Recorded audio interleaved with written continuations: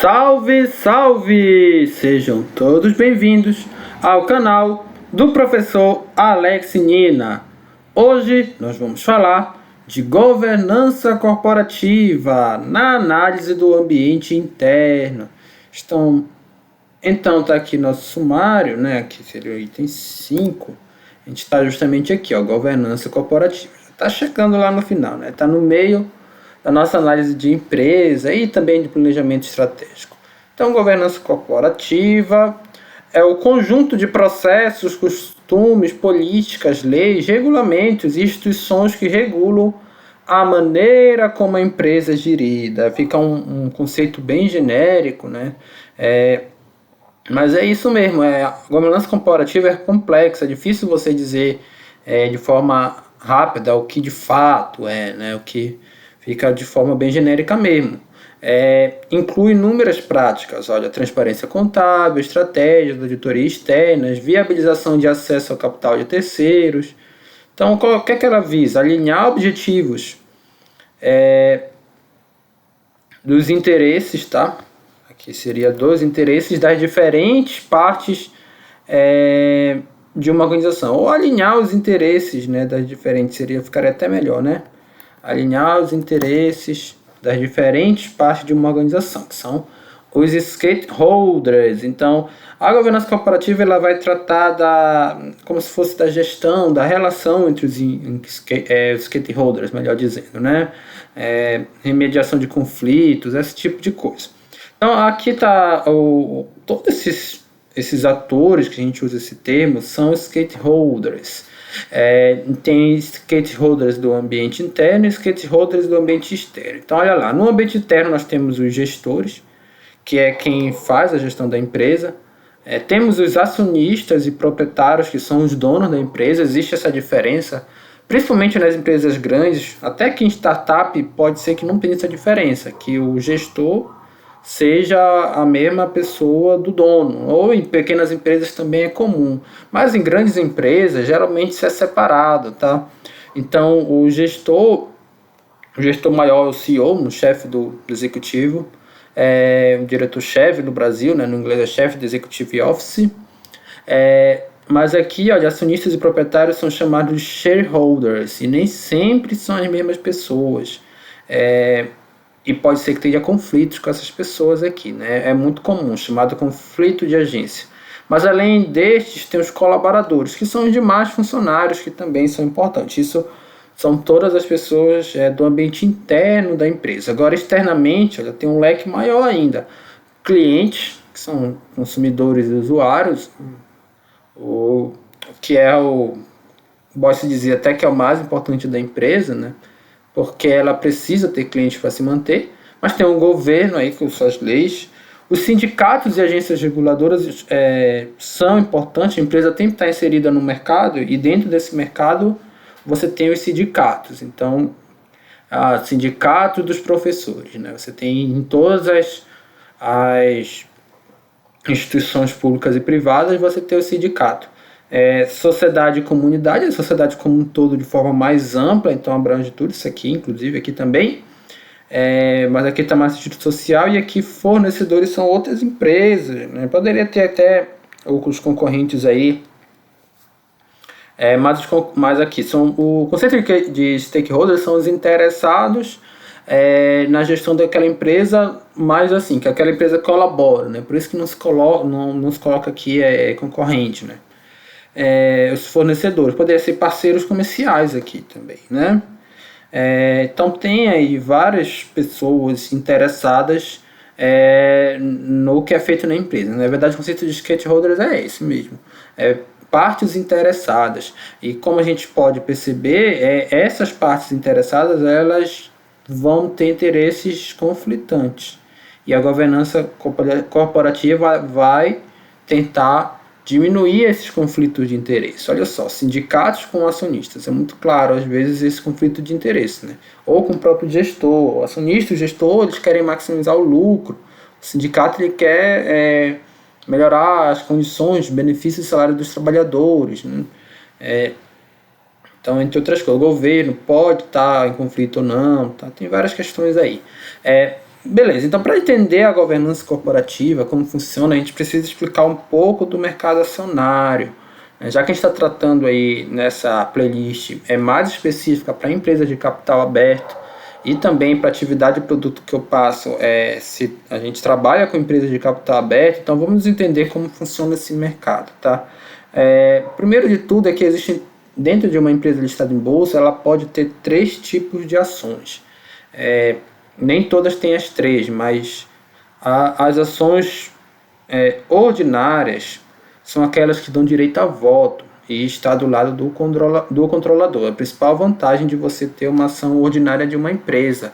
Quando tiver uma assembleia e for deliberar assuntos importantes para a empresa, você vai ter direito ao voto proporcional ao número de ações ordinárias que você tem. Então, se a empresa tem 100 mil ações e você tem 10 mil, então significa que seu voto vale 10%, tem peso 10%, tá? Claro que na prática, pequenos investidores praticamente não faz diferença, principalmente quando a empresa tem um controlador bem definido, tá? Aí o voto da controlador é mais de 50%. Controlador se diz aquele que tem mais de 50% das ações ordinárias. A desvantagem, geralmente tem menor liquidez, e o conceito de liquidez na bolsa de valores geralmente é o número de ações que são negociadas. Então, empresas que têm poucas ações negociadas, elas têm menor liquidez. E aí é um conceito que vem do mercado financeiro mesmo. Liquidez é a velocidade com que você transforma qualquer ativo em dinheiro, tá bom? Em dinheiro espécie. Então, por exemplo, imóveis, ativo de baixa liquidez. Se você quiser vender uma casa para ontem, você está precisando de dinheiro e só sobrou vender a casa, você vai ter que vender abaixo do valor dela. Você vai ter que, ela vale X, você vai ter que vender X menos Y, porque é muito difícil que você venda do dia para a noite uma casa. Então, como você está precisando com urgência, você vai ter que vender muito abaixo do valor de mercado. Diferente, deixa eu ver aqui um ativo com maior liquidez. Uma própria ação, uma bolsa que tem um número grande de ações, digamos, qualquer uma desses exemplos. Banco do Brasil, tem muitas ações no Banco do Brasil. Você, se for acionista do Banco do Brasil, precisar vender essas ações, você não vai vender num preço muito diferente do que o mercado está te oferecendo, que seria o preço do momento, tá bom? Porque ações de bolsa de valores têm, todas elas têm uma liquidez melhor do que imóveis, mas dentro das próprias ações você tem diferenças de liquidez, e a liquidez, na verdade, ela traz risco nesse sentido, né? Quando tem pouca liquidez, o risco é maior. E as ações ordinárias podem ser mais caras, que é uma desvantagem se você quiser investir. Embora também, na prática, se ela é mais cara no momento e se a empresa melhorar, ela vai ficar mais cara no futuro. Então, não é bem assim uma desvantagem. A não ser quando se fala em dividendos, que é outra história. Mas não vou entrar nessa literatura, tá? Aqui uns exemplos de ações ordinárias. As ações ordinárias, elas sempre terminam com o 3 no final. Então, toda empresa na bolsa ela tem um código de negociação. Então, BBAS3 é Banco do Brasil. BC3 é Bradesco, ação ordinária do Bradesco. COSE3 é a ação ordinária da Coelce, Companhia Energética do Ceará. Então, se fosse COSE4, BBDC4 seria ações preferenciais do Bradesco aqui, por exemplo. COSE5, ações preferenciais da Companhia Elétrica do Estado do Ceará. Que são essas ações preferenciais, né? Entre aspas, elas são preferenciais para recebimento de dividendos e liquidação da empresa. O que significa isso?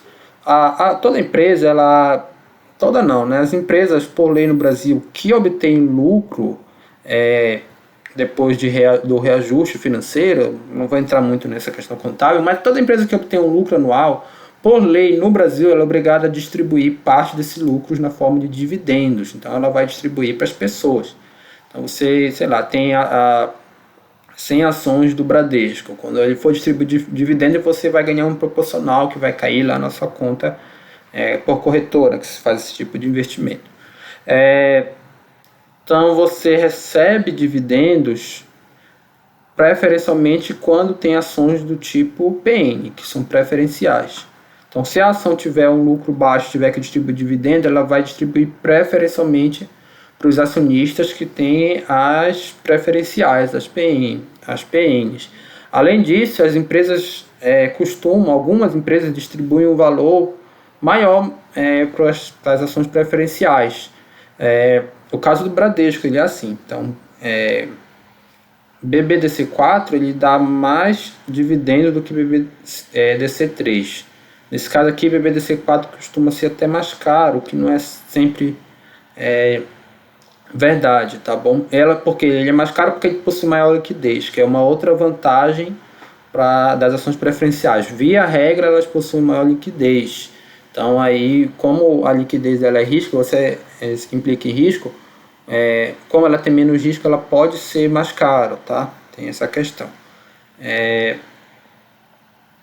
Qual a desvantagem? Não tem direito a voto, exceto se a empresa não pagar dividendos por 3 anos consecutivos, a lei estipula isso. Então, se a empresa está pagando dividendos, quando tiver assembleia, quem tem ação preferencial não vai poder falar nada, né? Não vai ter direito a nada. E isso pode ser muito complicado, porque você não vai ter poder de barganha se for votado algo que não é do seu interesse. Se costuma muito ter um conflito muito sério entre os próprios acionistas majoritários e minoritários.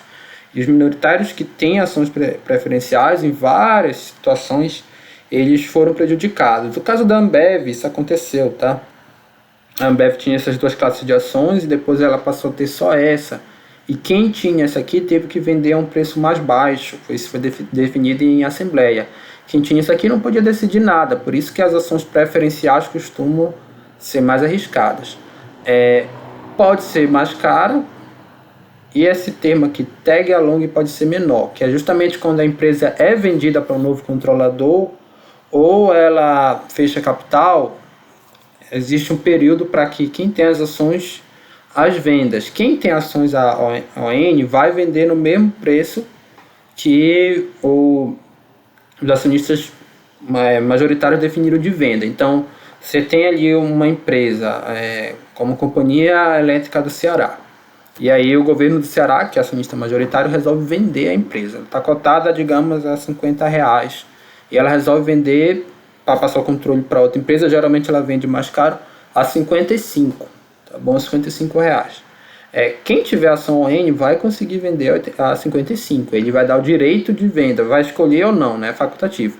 Mas quem tiver ação PN, eu não sei qual é o tag along da Coes, tá? Posso estar falando besteira aqui, mas eu estou falando de forma hipotética, digamos que fosse 80%. Aí não iria vender 85, iria vender a quanto, né? 80% ali, mais ou menos R$45, é isso? Eu acho que é isso. Ou me corrija se eu estiver errado. Então é uma desvantagem muito grande também por conta aqui desse tag along. Algumas empresas, mesmo com preferenciais, oferecem 100% nas ações preferenciais também. Tá? Então alguns exemplos aqui. O código das ações preferenciais é 456. Então BBDC 4, Bradesco 4, COSC 5, Companhia Elétrica do Ceará 5 e CESP, Companhia Elétrica de São Paulo 6 aqui. Às vezes tem uma diferença, a distribuição de dividendos de 5 para 4, 4 para 6, mas é pouca a diferença. E as ações Ionity, o que são? Um pacote com um determinado número de ações ON e PN. Então é isso, olha, Taesa, TAE11 é uma, TAE10 e 2, TAE4. SAPR11 é Sanepar, uma Sanepar 3 e 4 Sanepar 4, tá? Geralmente esse tipo de ação ela tem mais liquidez na bolsa de valores, né? Essa é a vantagem dela, mas aí é como se fosse a junção dessas duas, tá bom? Para você compensar a vantagem e desvantagem de uma e de outra, você acaba comprando units aqui, tá? São esses 3 tipos de ações. Então, por que esse rodeio todo para a gente falar de governança corporativa? Os acionistas majoritários são aqueles que possuem mais de 50% das ações ordinárias de uma empresa. Então não vale ações PN e unit só vale na proporção aqui, né? Que conta que dependendo de empresa para empresa. A gente percebeu aqui pelos 2 exemplos que não tem uma proporção certa. Cada empresa determina a proporção certa da unit, quantas ONs vão ser e quantas PNs vão ser. Então, o que importa é isso aqui, as ONs, para definir os acionistas majoritários. Quem podem ser? Apenas o indivíduo, que é mais comum em empresas pequenas. Eu dei o exemplo das startups. Um grupo de familiares ou amigos. Então, famílias Setúbal, Vilela e Moreira Salles são as donas do Itaú. Então, são empresas desde sua origem familiares. Itaú Unibanco, né, se fundiram e essas famílias continuam tendo o controle acionário da empresa. Pode ser outra empresa também, porque os donos não são só pessoas físicas, e geralmente até são pessoas jurídicas. Por exemplo, aqui no caso do Itaú, salvo engano, você tem uma empresa que eles são donos e essa empresa é a dona do Itaú. É um pouco complicado aí a estrutura acionária que a gente vai falar em outras aulas do Itaú. Tá? E tem até uma equipe que nessa disciplina, nesse momento agora, que eu passo trabalho para as equipes, eu até vou colocar o Itaú para ser feito trabalho em cima dessa empresa. Tá? Então, olha só, o Bradesco é o dono, o Banco Bradesco é o dono, no caso, né? Se fosse aqui a empresa Bradesco, mas o Banco Bradesco é o dono da Doutorprev, que é outra empresa que também é listada em bolsa, mas o acionista majoritário é o Bradesco, então é uma empresa sendo dono da outra. A 3G Capital, que é um fundo de investimento, né, que é o sócio majoritário, é o Jorge Paulo Lema, o Beto Sucupira, Marcelo Tales, né, acho que esse é o nome dele, eles são donos da 3G Capital, mas quem é dono da Ambev e das Lojas Americanas é a 3G Capital. É quase que por uma cadeia, né? Não é que o Jorge Paulo Lemann, junto com os amigos dele, né, ele sozinho, é o dono das Lojas Americanas. Ele é dono de uma empresa e essa empresa é dona das Lojas Americanas. Se o Jorge Paulo Lemann vender junto com o Beto Sucupira, a 3G Capital, ele vai vender junto aqui, olha, a parte ao controle acionário da Ambev, o controle acionário das Lojas Americanas, enfim, né? E pode ser o Estado, tá? Com as empresas, a Sociedade de Economia Mista e as empresas públicas. Então, o governo brasileiro é o dono da Petrobras, tá? Tem a maior parte das ações ordinárias da Petrobras. E do Banco do Brasil também. O governo de Minas Gerais é o dono da CEMIG, que é a Companhia Elétrica de Minas Gerais. Tá bom? Então, é importante a gente entender quem pode ser acionista majoritário ou não. Agora, a partir da definição das ações ordinárias, você pode falar em estrutura acionária, que é a distribuição da fatia de cada acionista, tá bom? E às vezes isso é um conflito porque um acionista que quer se tornar majoritário, ele pode pegar, ou ele pode fazer uma compra grande, para comprar logo 50%, mais 50%, ou ele pode ir comprando aos poucos e passar a ser cada vez a ter um peso de voto maior naquela empresa. Às vezes a empresa não tem um acionista majoritário tão claro, ou um grupo de acionistas, que é o exemplo de tal um grupo de acionistas. Imagine que a família Setúbal entre em conflito sobre alguma deliberação com o Vilela, com a família Vilela e a família Moreira Salles. Então, se eles estiverem tudo em consenso, o que eles decidirem vai ser o que o Itaú vai fazer. Mas se eles estiverem em dissenso, os outros acionistas o voto dos outros acionistas vão passar a ser importante. Então, essa é a ideia. Quanto maior a distribuição da estrutura acionária, né, quanto mais distribuída for o capital de uma empresa, mais os acionistas minoritários, e aí vai meio que numa hierarquia, vai ser relevante. Então, vou dar um exemplo aqui da Sabesp, que uma empresa, que um grupo fez. Olha, 53,3% é do governo do estado de São Paulo, que é a Companhia Elétrica de São Paulo. Mas tem aqui uma empresa de Nova York, que ela tem quase 20%. E as outras, aqui 29,9%, está listado em bolsa de valores. Aqui a gente chama de free float, né, que é o percentual de ações que estão listadas em bolsa de valores. Isso aqui. Eu ia falar mais alguma coisa aqui que é importante. Da Sabesp particular. A Sabesp ela só tem ações ordinárias, ela não tem preferencial nem unit, tá? Isso a empresa determina. Aqui, estrutura acionária da CIA Hering. Todos esses exemplos que eu estou dando aqui são de trabalhos que foram feitos no âmbito dessa disciplina, né? Que tá a disciplina da playlist aqui que você está assistindo. Se você está assistindo não é meu aluno, tudo bem, né? Mas o exemplo vale da mesma forma. Então, olha, 53,9% é dessa empresa aqui, ó. Não, são outros, né? Então perceba que a maior parte das ações da Cia Hering não, nem são de outros aqui, né? Então não tem ninguém que tem mais de 50% das ações e nem ninguém junto aqui desses principais acionistas que tem mais de 50% das ações. Então percebam que aqui o processo decisório é mais rápido. O que o governo do estado de São Paulo decidir foi decidido, aqui não. Aqui esses grupos vão brigar entre si. Isso é bom ou ruim? Depende, né? Não dá para dizer que vai ser sempre bom ou vai ser sempre ruim. Tá? Vai dizer que aqui vai poder decidir mais rápido, mas se ele fizer uma decisão errada, também lascou, né? Aqui não, aqui vai ter mais tempo para diálogo nas decisões. E aqui são várias empresas que são donas de fatias relativamente pequenas da Cia Hering. Olha, a maior é a Atomos Capital com 10%.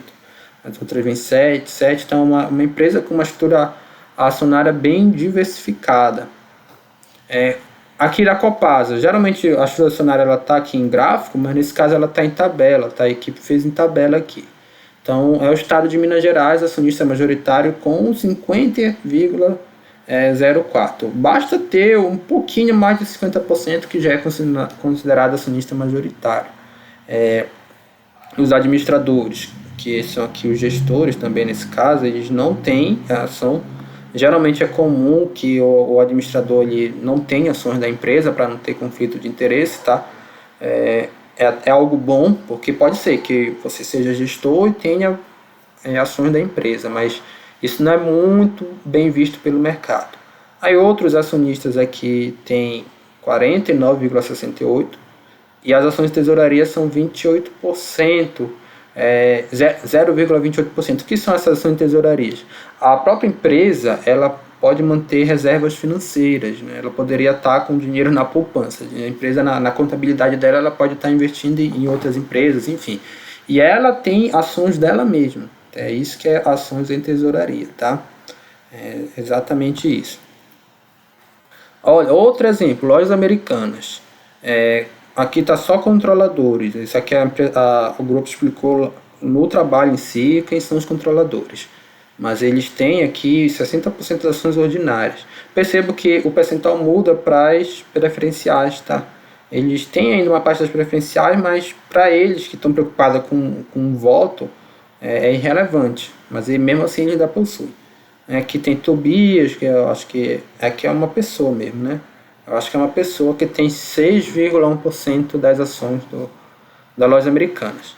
E aqui o free float, que é o número de ações livres no mercado, 33%. Das preferenciais tem um volume até maior. Tá? Aí quando a gente soma as duas, não é só uma simples soma de percentuais, você tem que somar aqui o valor absoluto. Percebam que são um total de 500 milhões, né, de ações ordinárias. 500 milhões e aqui quase 1 bilhão de ações preferenciais que tem a lojas americanas. Aí depois você vê aqui, olha, perceba, os controladores eles têm 40% das ações totais, porque eles não têm tantas ações preferenciais como ordinárias. Mesmo eles tendo 40% das ações totais, eles são controladores, porque eles têm 60% das ações ordinárias, tá? Aquilo que eu falei, ter um ou poucos acionistas majoritários pode ser considerado positivo, pois os donos terão maior interesse e estarão mais preocupados com a empresa e as decisões tendem a ser mais rápidas. É o exemplo das startups, elas têm poucos donos, então decisões mais rápidas. A empresa lembra lá do planejamento estratégico, tem que ter atitude, então aquilo tudo é mais rápido. Só que ela pode ser negativo também, porque as decisões serão menos democráticas e você vai ter menos pontos de vista. Maiores possibilidades de prejudicar os sócios minoritários também existem. Free float, que é o percentual de ações livres em circulação no mercado. Então, composto por todas as ações emitidas por uma companhia, excetuadas dos controladores e as em tesouraria. Expliquei o que são cada uma delas, então você pega todas as ações, tira as dos controladores e as que estão em tesouraria. É o free float, tá? Aqui o gráfico está bem ilustrativo disso. E no mercado brasileiro, e assim como o mundial, varia muito o free float das ações.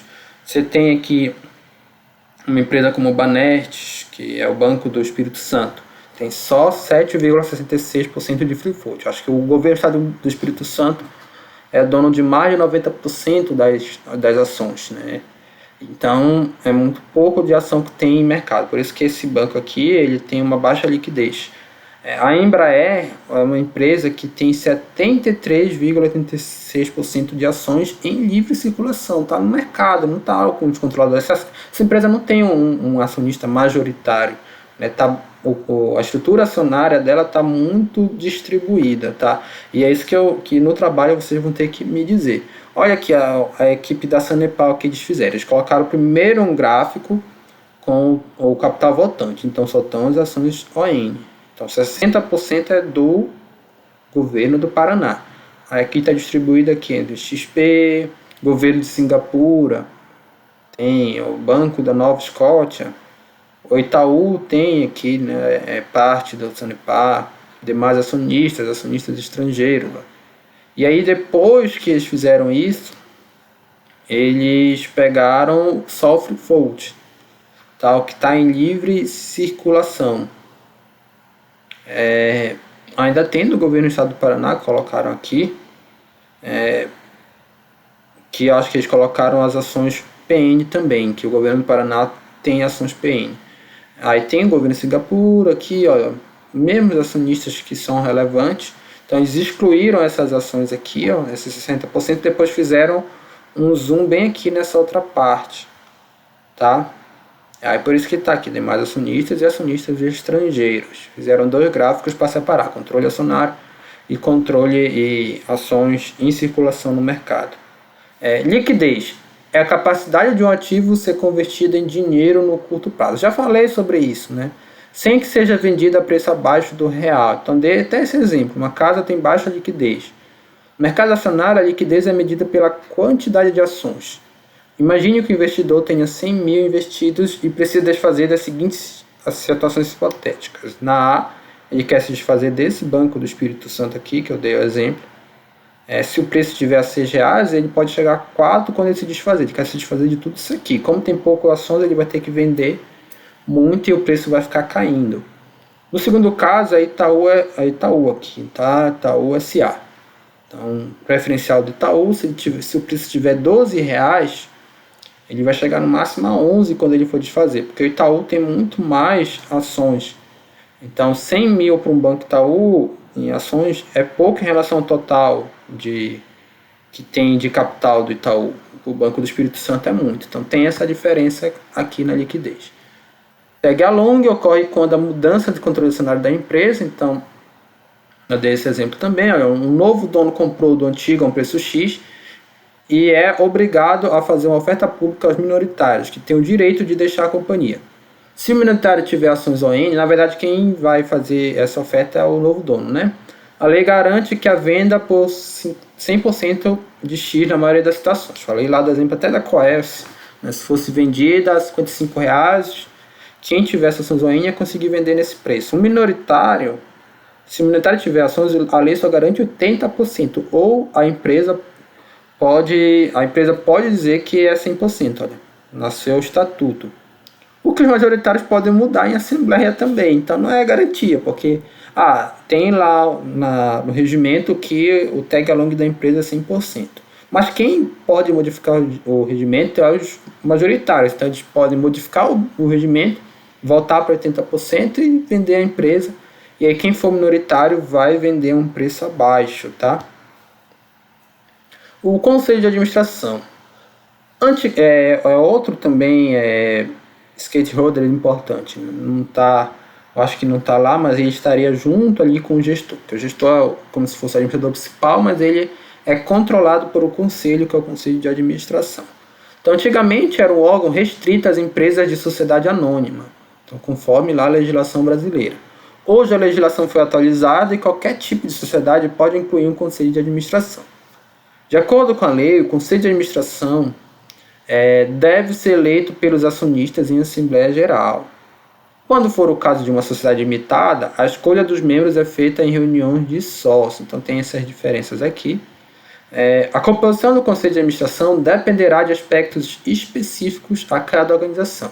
Aconselha-se ter de 5 a 11 conselheiros. Sempre vai ser um número ímpar, porque ele vai deliberar inúmeras coisas na empresa via votação. Se for um número par, você pode ter empate, né? Se for 10 conselheiros, e aí 5 votam de um jeito e 5 votam do outro, aí você fica no impasse. Se for 11, não vai ter como isso acontecer. Sempre alguém vai ter um voto de Minerva. E os mandatos são de a cada 2 anos. A lei também permite a extensão do mandato para 3 anos e possibilidade de reeleição. Tá? A lei especifica até isso. É interessante que o conselho seja composto por profissionais de diferentes áreas e qualificações e experiências, é claro, né, que atuaram em diferentes setores da companhia e que saibam o que ocorre no chão de fábrica em diferentes setores. O objetivo é garantir que as discussões sejam fornecidas a partir de diferentes pontos de vista, financeiro, jurídico, marketing, enfim, né? O Conselho de Administração também elegerá o seu presidente, comumente chamado de chairman, então, o presidente do Conselho de Administração. Até algum tempo atrás, e atrás aqui fica até redundante, né? Até algum tempo, o chairman e o CEO costumavam ser a mesma pessoa. Só que isso foi mudando, porque tinha muita concentração de cargo e poder. Então passou-se a se recomendar que esses 2 cargos fossem ocupados por pessoas diferentes. O conflito entre acionistas e gestores, entre os seus conselheiros de administração, é comum. Aqui gestor inclui tanto os CEOs quanto os conselhos de administração, tá? Acionistas são outros. E é conhecido na literatura como conflito de agência. Muito comum isso aqui, né?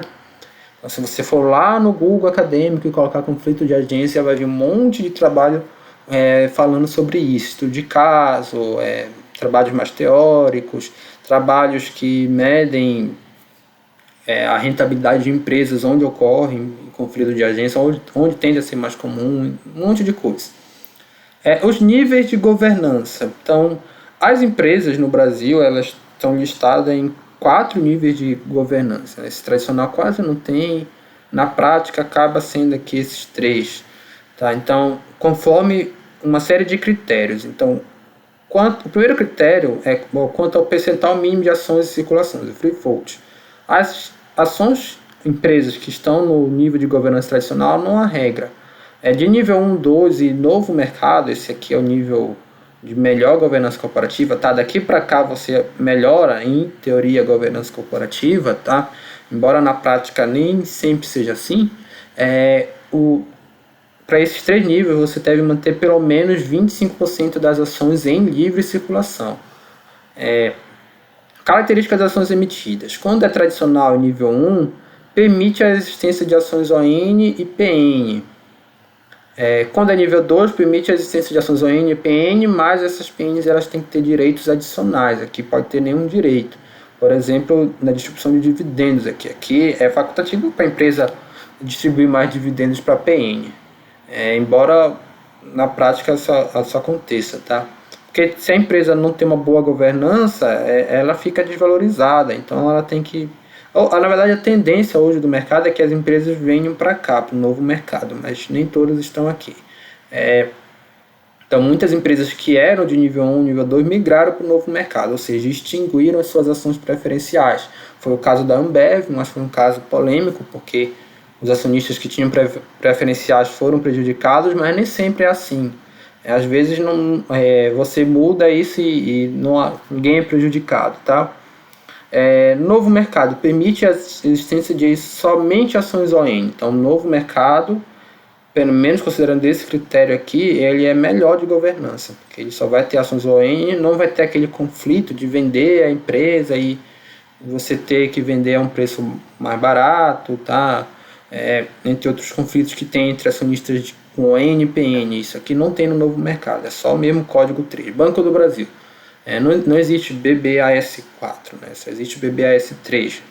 Não existe nenhuma outra classe de ações do Banco do Brasil. O Conselho de Administração, no nível 1 e tradicional, tem que ter no mínimo 3 membros, conforme a legislação. Já no nível 2 e novo mercado, no mínimo 5 membros, dos quais pelo menos 20% devem ser independentes. Então pode ser gente aqui até de fora da empresa, né? Demonstrações financeiras anuais do padrão internacional, que 20% pode ser sindicato, por exemplo, tá? Então, existem normas de internacionais para você divulgar os balanços financeiros da empresa. No Brasil se segue muito a IFGS, acho que é esse o nome, tá? E é mais fácil você comparar número de empresas quando os resultados são todos padronizados. E você pode comparar com empresas até de outros países quando você está padronizado. É como se fosse a ABNT do TCC aplicado à área contábil. Para essas empresas aqui, tradicional nível 1 é facultativo. Mas é IFRS, ó, eu estava me confundindo, que é o Instituto Federal do Rio Grande do Sul, inclusive. Mas é baseado aqui também tem o padrão internacional do governo americano. Quando é nível 12 e novo mercado, as empresas necessariamente precisam divulgar os seus resultados financeiros nesses padrões. A gente vai falar ainda em outra aula dessa questão financeira, né, das empresas. Aqui cortou um pouco o próprio slide, mas a concessão de tag along é 80% para as ações ON, conforme a legislação, tá? Isso aqui é tradicional, e nível 1, inclusive. Aqui, quando é nível 12 novo mercado, é 100% para as ações ON e 80% para as ações PN. Tá? A legislação estabelece que isso aqui é a regra, mas a empresa pode colocar 100% para PN em estatuto. Não aparece aqui, mas é PN. Que se a gente fosse continuar aqui, né, é o texto. E aqui no novo mercado é 100% para as ações ON. Governança corporativa, pessoal, eu falei logo no início da aula que é muito complexa e realmente a gente só falou algumas coisas, a gente deu meio que uma volta para explicar melhor a governança corporativa, mas ela é muito mais do que ser empresa tipo 1 ou novo mercado, se a ação é ON ou PN. Então você tem o caso aqui da Oi, tá? Tem um vídeo aqui no YouTube, até do canal do Primo Rico, que é um canal bem famoso, que foi o caso de perda de governança corporativa. Agora a empresa está se reestruturando, mas foi no momento que ela teve uma grande crise, ela entrou em recuperação judicial e foi um problema sério de governança aí, bem complexo, se você ver esse vídeo. Recentemente aconteceu com outra empresa, que é a IRBR, Instituto de Resseguro do Brasil, era a maior empresa de seguro do Brasil, ela era pública, foi privatizada, existe também meio que uma ideia disseminada de que as empresas públicas são mal geridas, o que nem sempre é verdade, e esse Instituto Ressegurador, essa empresa, ela passou para o mercado privado, mas ela continua ali com os problemas de governança, que culminaram com problemas sérios ali de governança, até desvio de gente que faz a parte do conselho de administração. Esse é mais recente, esse caso da IRBR. E só você procurar no YouTube vai ter, né? Problema de governança IRBR. E detalhe, a IRBR, eu acho que assim também como a Oi, elas só tinham ações ON, então elas estavam no novo mercado. Tá? Como, por exemplo, uma empresa com uma governança muito boa e reconhecida é o Itaú e o Bradesco, mas eles não são de novo mercado, eles têm ações preferenciais, eles são de nível 2. Então, se isso aqui fosse uma teoria sempre certa, a governança da Oi com a da IRBR seriam melhores do que a do Itaú com o Bradesco. Mas não é. A prática mostrou que não é. Claro que dá para dizer que é um passo para ser melhor quando você compara duas outras empresas. Uma é novo mercado e outra é nível 2. Mas tem muitas outras questões envolvidas, desde a transparência com que a empresa divulga, não só seus resultados, mas também suas ações, entre outras coisas, para você analisar a governança. E nunca, pelo menos quem está de fora, nunca vai saber o que está acontecendo internamente. Então pode ser que a empresa se mostre como uma boa governança, foi o caso da IRBR, mas por trás esteja fazendo um monte de coisa errada. E estava até rolando processo aí pela primeira vez no Brasil em torno dessa empresa. Nos Estados Unidos é muito comum acionistas processarem pessoal que faz a gestão da empresa depois que problemas de governança acontecem, tá bom? Então, é só para terminar a aula dizendo assim, governança corporativa é mais complexo do que isso que eu expliquei aqui, mas é isso, pessoal, até a próxima.